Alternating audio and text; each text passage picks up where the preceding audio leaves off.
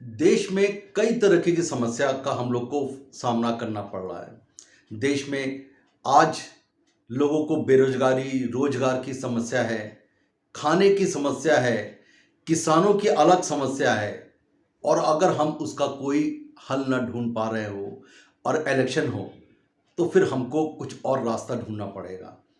उस रास्ते से जहाँ पे हम अपोजिशन को चित कर सकें, उसको दबा सकें, उसको वो हमसे कुछ ना बोल सके और ऐसी चीज़ पे हाथ रखना पड़ेगा जिसके लिए वो चाह के भी कुछ ना कर सके।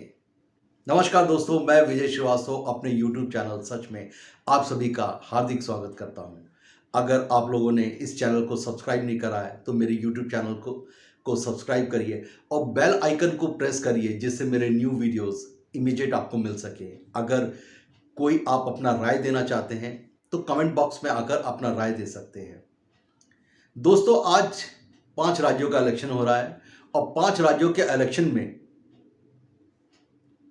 हम कुछ तो कर नहीं पा रहे हैं। जो एक्चुअल समस्या है, जो बेरोजगारी की समस्या है, जो लोगों को खाने की समस्या है, आपको पता है कि 2 साल से अर्थव्यवस्था बिल्कुल नीचे पायदान पे आ गई है, उसको हम उठा नहीं पा रहे हैं। अब हम ऐसे में क्या करें?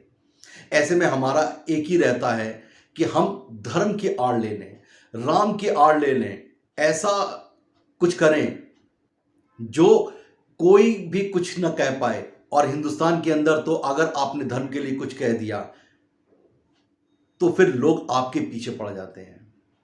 आज काशी में 11 राज्य के मुख्यमंत्री, जी हां, काशी में 11 राज्य के मुख्यमंत्री और बीजेपी के अध्यक्ष सब डेरा जमाए हुए हैं। इतना अच्छा आपको लग रहा है, आपने इससे पहले कभी देखा नहीं होगा कि इतने राज्य के मुख्यमंत्री वहां पे आके एक साथ पूजा कर रहे हैं।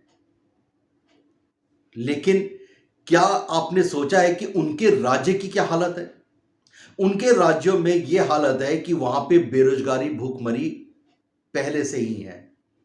आज योगी जी ये मान चुके हैं और बीजेपी भी ये समझ चुकी है कि बीजेपी के सिर्फ योगी के अकेले चुनाव प्रचार करने से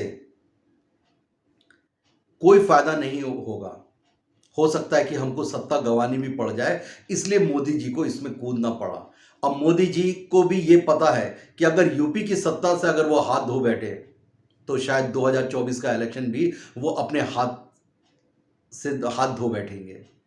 इन्हीं सब चीज़ों का एक समीकरण बैठाया गया और उसके बाद इसको लेके आया गया कि किसी तरीके से काशी का हम एक काशी कॉरिडोर जो है और वहाँ पे जो भोले बाबा का मंदिर है उसको बनाया जाए और इतने मुख्यमंत्री को वहाँ पे बुलाया जाए।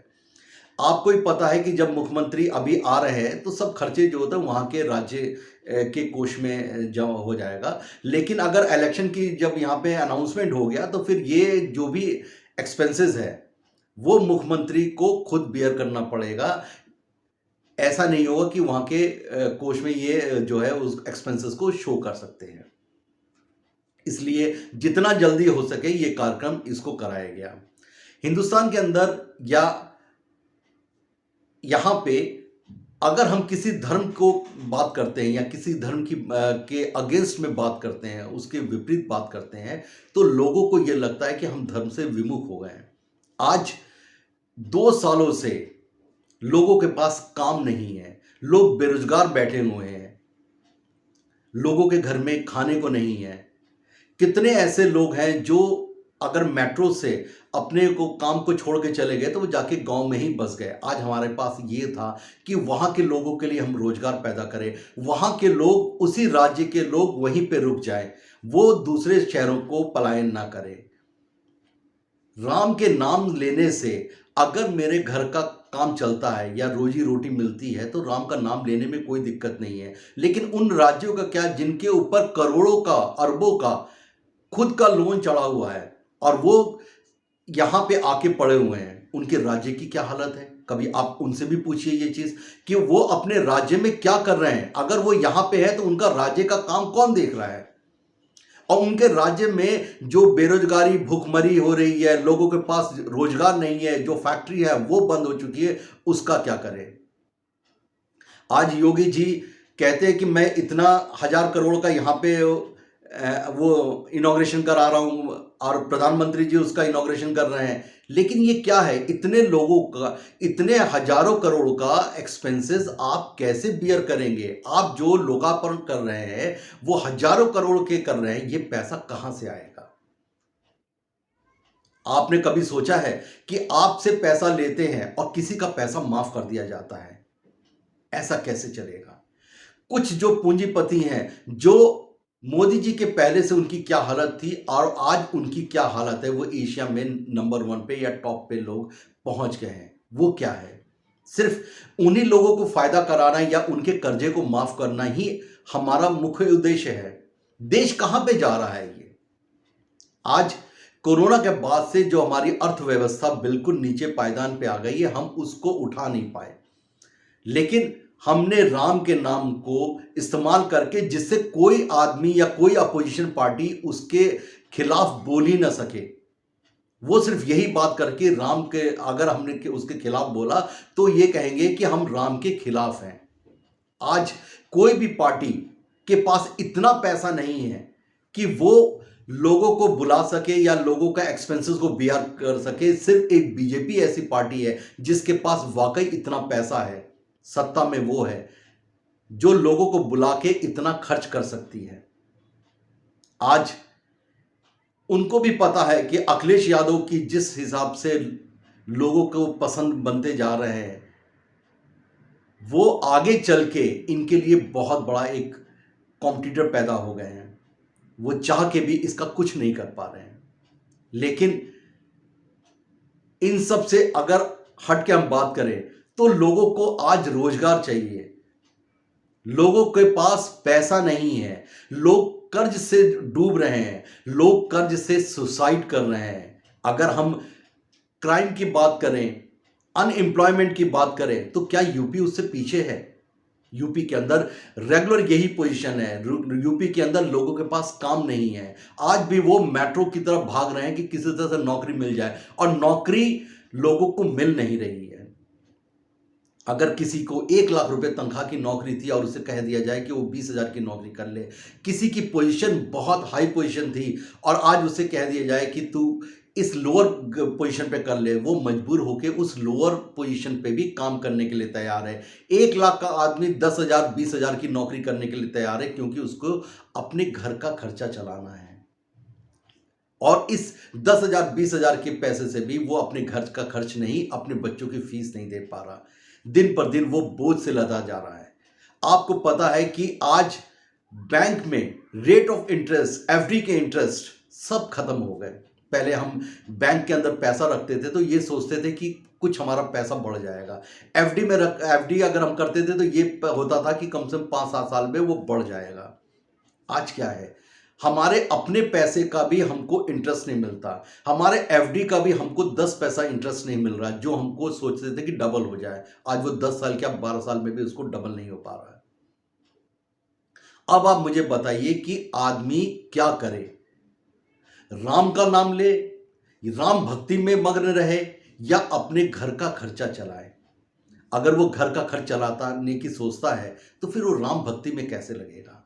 आज अयोध्या की बात करें, काशी की बात करें, या फिर मथुरा की बात करें, एक के बाद एक सिर्फ हम जो है भगवान के दर पे ही घूम रहे हैं। आज हमने वहाँ का कर लिया, अब हम इसके बाद हम मथुरा की तरफ कूच करेंगे और मथुरा में फिर वो हिंदू मुस्लिम का जो एजेंडा है वो हम लेके बैठेंगे। लेकिन ये हिंदू मुस्लिम से हमारा घर नहीं चलता है। मेन मुद्दा जो है वो सिर्फ आज के टाइम में अपना घर चलाने का है। हम घर चलाएंगे वो हमारे लिए ज़्यादा ज़रूरी है, या हम भगवान के लिए? भगवान की पूजा तभी की जाती है जब आपका पेट भरा हुआ होता है। खाली पेट में तो भगवान की पूजा भी नहीं होती है।